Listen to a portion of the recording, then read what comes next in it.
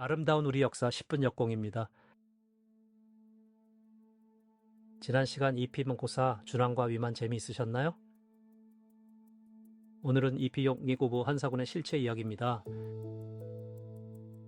한사군이라 불린 내군의 위치는 지금까지도 학계가 다투는 문제입니다.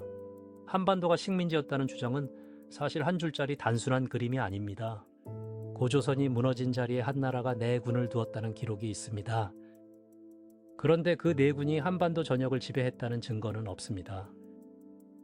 오히려 토착사회는 그 안에서도 자기 질서를 유지하고 있었습니다. 기원전 108년 한무제가 위만조선을 무너뜨렸다고 사기는 전하고요. 그 자리에 낙랑, 진번, 임둔, 현도 내군을 설치했다고 적혀 있죠. 그런데 진번과 임둔은 설치된 지 얼마 못 가 곧바로 폐지됐는데요. 현도군 역시 토착민의 저항에 밀려 서북 쪽으로 옮겨가야 했죠. 결국 네 군 가운데 오래 남은 것은 사실상 낙랑군 하나뿐이었습니다. 낙랑군의 위치를 두고도 학계 의견은 크게 갈리는 상황이고요. 평양 일대로 보는 설과 요동 일대로 보는 설이 함께 제기됩니다. 어느 쪽이든 분명한 건 낙랑이 외딴 행정 거점이었다는 점입니다. 그 주변에는 토착 정치체들이 여전히 자기 사회를 운영하고 있었죠. 북쪽에는 부여, 동쪽에는 옥저와 동해가 자리 잡고 있었는데요. 그리고 압록강 일대에서는 새로운 강자 고구려가 자라나고 있었거든요. 낙랑군은 처음부터 이 토착 세력들 사이에 끼어 있는 처지였습니다. 낙랑군은 평양 일대에 자리 잡았다고 알려져 있는데요. 한나라식 기와와 복리가 그 일대에서 출토되었거든요. 그래서 평양설이 오랫동안 정설로 받아들여져 왔는데요. 반면 요동설을 지지하는 학자들도 꾸준히 존재해 왔습니다. 낙랑기 요동 어딘가에도 있었다는 해석도 만만치 않거든요. 위치 논쟁은 사료가 빈약해서 쉽게 결론이 나지 않는데요. 다만 분명한 건 낙랑이 토착 사회 위에 얹힌 군이라는 점이죠. 한나라 관리 몇 명이 토착민 전체를 지배한 건 아니었거든요. 실제 행정은 토착 유력자들의 협조 위에 굴러갔는데요. 그래서 낙랑은 식민 지배라기보다 일종의 거점에 가까웠죠. 낙랑 무덤에서 나온 유물은 이 점을 분명히 보여주는데요. 한나라식 칠기와 함께 토착토기가 같이 묻혀 있었거든요. 두 문화가 한 무덤에 공존했다는 건 의미가 작지 않은데요.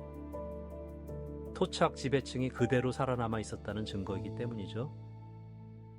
낙랑은 이들을 통해 세금을 걷고 교역을 관리한 셈인데요.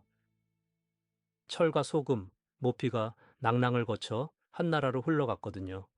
반대로 한나라의 거울과 비단이 한반도로 들어왔습니다. 교역의 길목이라는 위치가 낙랑을 오래 버티게 했는데요. 그러나 토착 세력의 압박은 한 번도 멈춘 적이 없었거든요. 특히 남쪽의 사만과 북쪽의 고구려가 점점 강해지고 있었죠. 고구려는 압록강 일대에서 빠르게 세력을 키워가고 있었는데요. 산악지형을 등에 업은 고구려는 한의 군사력에 정면으로 맞섰거든요. 남쪽에서는 사만 사회가 자기들만의 질서를 단단히 다지고 있었죠. 아한, 진한, 변하는 낙랑과 거리를 두며 독자 노선을 걸었는데요. 이들은 낙랑과 교역은 하면서도 정치적 복속은 끝까지 거부했거든요. 낙랑 입장에서는 사방이 점점 좁아지는 형국이었던 거죠. 그런데 한 본국의 사정도 결코 좋지 않았는데요. 왕망의 신나라 찬탈로 한 제국이 한 차례 무너지고 말았거든요. 본국이 흔들리자 변방의 낙랑은 사실상 고립된 섬이 되었죠. 이 틈을 타 토착 세력의 방역은 더욱 거세졌는데요. 임둔과 진번은 이미 사라졌고 현도도 자리를 옮겨 다녔거든요. 결국 한사군이라는 이름은 점차 실체를 잃어갔던 거죠. 남은 것은 사실상 낙랑 하나뿐이었다고 해도 과언이 아닌데요. 그 낙랑조차도 토착민과 점점 뒤섞여 변해가고 있었거든요. 낙랑의 행정은 시간이 갈수록 토착 호족의 손에 넘어갔죠. 한의 관리들은 명목만 남고 실제 권력은 현지인이 잡았는데요. 이쯤 되면은 식민지라는 말이 어울리는지부터 다시 생각해야 하거든요. 낙랑은 한의 거점이면서도 동시에 토착 사회의 일부였던 거죠. 이 이중적인 성격이 낙랑 400년의 진짜 모습이라고 전해집니다. 그리고 그 균형은 고구려의 등장으로 단숨에 깨지게 되는데요. 근데 여기서 진짜 이상한 일이 벌어집니다. 교과서는 한사군을 식민 지배의 상징처럼 그려왔는데요. 그런데 사료를 꼼꼼히 보면은 이야기가 달라집니다. 낙랑군 태수 자리는 실제로 토착 호족이 차지했습니다.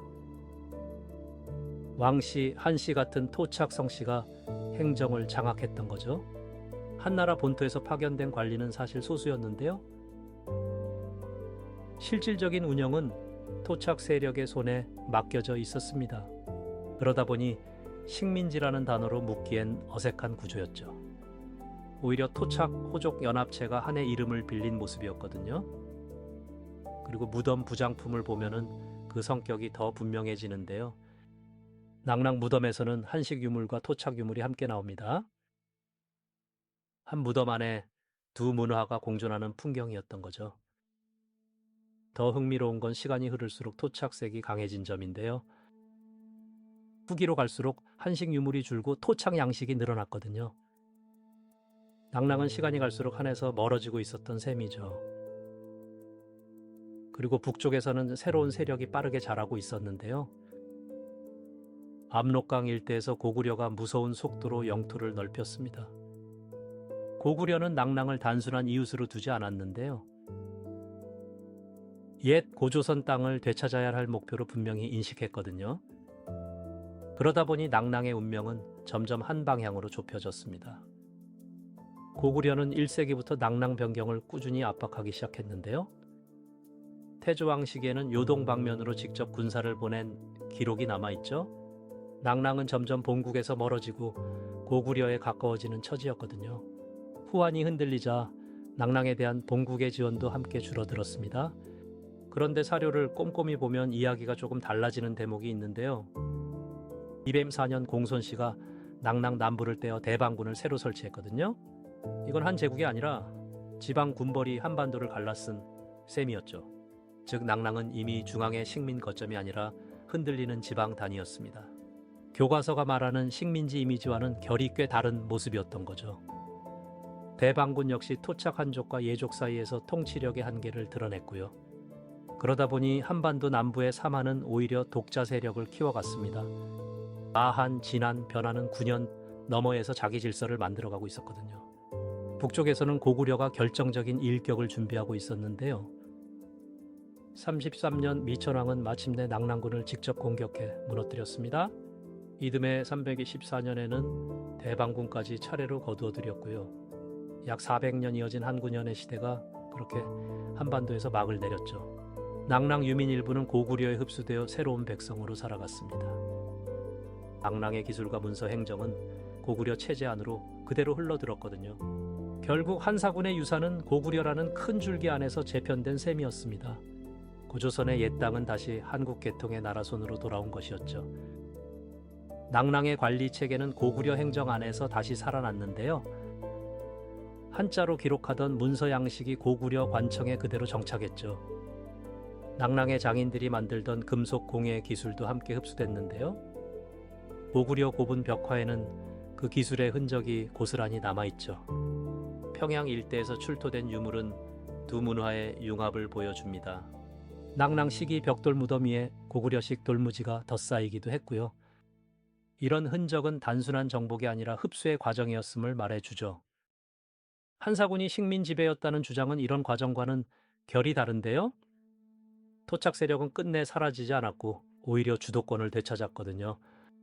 한 9년은 약 400년 동안 명맥만 유지하다 결국 무너졌죠. 그 자리를 채운 나라가 바로 고구려라는 점이 핵심인데요.